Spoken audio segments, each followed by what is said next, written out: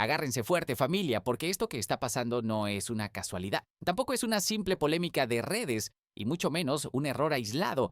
Lo que estamos viendo es una decisión que se ha repetido varias veces, y cuando una decisión se repite, empieza a tener consecuencias. Hoy no vamos a hablar de chismes sueltos, vamos a hablar de imagen, de percepción, y de por qué mientras algunos siguen reaccionando desesperados, otros están avanzando en silencio, y eso, aunque no haga ruido, pesa más de lo que parece. Y para entender por qué esto ya no es una coincidencia, hay que empezar por el momento en el que todo cambió.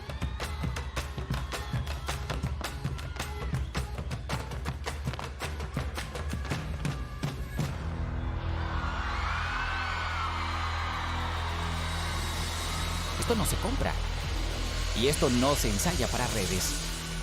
Y aquí es donde empieza el problema para algunos, porque cuando una reacción es real, cuando el público responde sin que nadie se lo pida, la narrativa se descontrola. Ya no sirve decir que no pertenece, ya no sirve minimizar. Y cuando tampoco funciona eso, aparece la excusa. De repente ya no es talento, ya no es trabajo, ya no es conexión con el público. Ahora resulta que pagó. Y ese cambio de discurso no es casualidad, es lo que pasa cuando no puedes negar lo que todo el mundo está viendo. Y cuando ya no puedes negar lo que pasó en el escenario, aparece este tipo de discurso. Un evento cultural del folclore donde ella no tiene absolutamente nada que ver ahí, porque lo que menos promueve es cultura. Fernanda me lleva como deducción que ahí hubo para que la voltearan a ver, porque ya no Fíjense la bien pelan. en algo, familia, ya no se está discutiendo el show, se está discutiendo si merecía estar ahí. Y cuando la conversación se vuelve así, la opinión deja de ser crítica y se convierte en descalificación.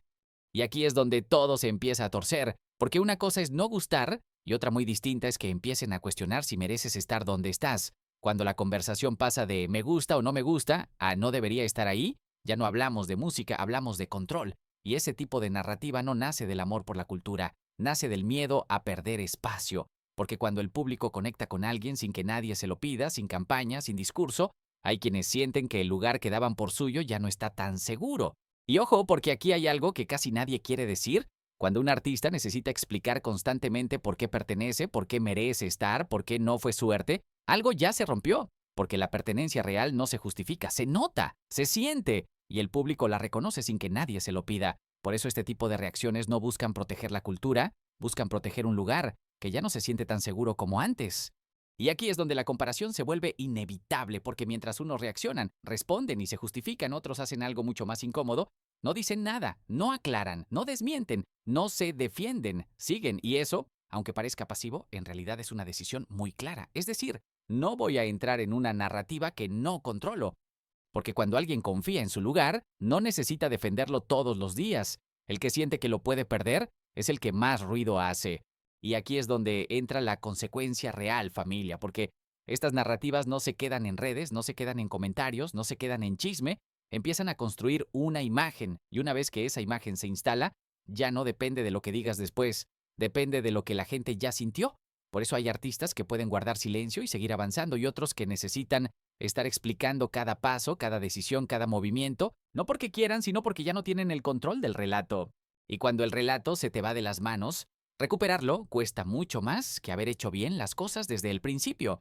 Y aquí es donde empiezan a circular comparaciones que llaman la atención, no por lo que insinúan, sino por las coincidencias que Tiempo señalan. atrás. Qué casualidad que en el 2022, en la misma fecha, en el mismo día, aparece Ángel Aguilar con el mismísimo reloj igualito que el de Cazú, así como también apareció con el mismo anillo que el de Cazú, este de corazón que trae aquí, así como también aparecía con los mismos lentes que Cazú, con las mismas bolsas que Cazú. Fíjense bien Todo, en todo. esto, familia.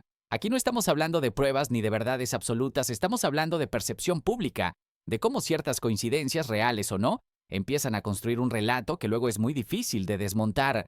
Y aquí es donde mucha gente se pierde, familia, porque nadie está diciendo que esto sea una prueba definitiva, nadie está diciendo que esto confirme nada. Lo que se está señalando es otra cosa, cómo ciertas coincidencias, reales o no, empiezan a repetirse lo suficiente como para que el público empiece a preguntarse cosas. Y cuando el público empieza a preguntarse, el problema ya no es lo que pasó, sino la imagen que se empieza a formar, porque la percepción no necesita pruebas absolutas, solo necesita repetición. Y ese es el verdadero desgaste, no el escándalo puntual, no el comentario aislado, sino la acumulación. pequeños gestos, pequeñas coincidencias, pequeñas decisiones que juntas empiezan a contar una historia aunque nadie la quiera contar así. Y aquí es donde entra algo que casi nunca se mide bien, el desgaste, porque el desgaste no llega con una gran polémica, llega poco a poco, con comentarios repetidos, con comparaciones constantes, con la sensación de que siempre tienes que estar demostrando algo, y eso, aunque no se note al principio, termina pesando. Pesa en la imagen, pesa en la credibilidad y pesa en cómo el público empieza a mirar cada movimiento, ya no desde la curiosidad, sino desde la sospecha. Porque cuando llegas a ese punto ya no importa lo que hagas después, todo se interpreta, todo se cuestiona, y recuperar la confianza del público siempre cuesta más que haberla cuidado desde el principio. Y aquí es donde el contraste se vuelve imposible de ignorar, porque mientras unos reaccionan a cada comentario, a cada crítica, a cada insinuación, otros hacen exactamente lo contrario. Siguen con su vida, siguen con su trabajo, siguen con su ritmo.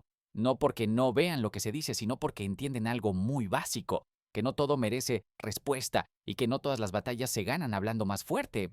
Porque cuando entras en la dinámica de responderlo todo, de explicarlo todo, de justificarlo todo, sin darte cuenta empiezas a girar alrededor de una narrativa que ya no controlas. Y mientras tú reaccionas, otros avanzan. Y lo más delicado de todo esto no es lo que ya pasó, es lo que viene después, porque estas narrativas no desaparecen solas, se quedan y empiezan a acompañar cada nuevo movimiento, cada aparición, cada proyecto. El público ya no mira igual, mira buscando señales, y cuando eso ocurre, cualquier gesto, por pequeño que sea, se interpreta como confirmación o como contradicción. Por eso hay artistas que, aunque sigan teniendo talento, sienten que siempre van un paso atrás, no porque lo estén haciendo peor, sino porque están cargando con una narrativa que no supieron cortar a tiempo. Y aquí es donde entra una decisión que casi nadie valora bien, la decisión de no seguir el juego, porque no todo se responde, no todo se aclara, no todo se discute. A veces seguir alimentando una narrativa es exactamente lo que la mantiene viva. Y bajarte, aunque parezca pasivo, es una forma muy clara de decir yo no voy a jugar a esto.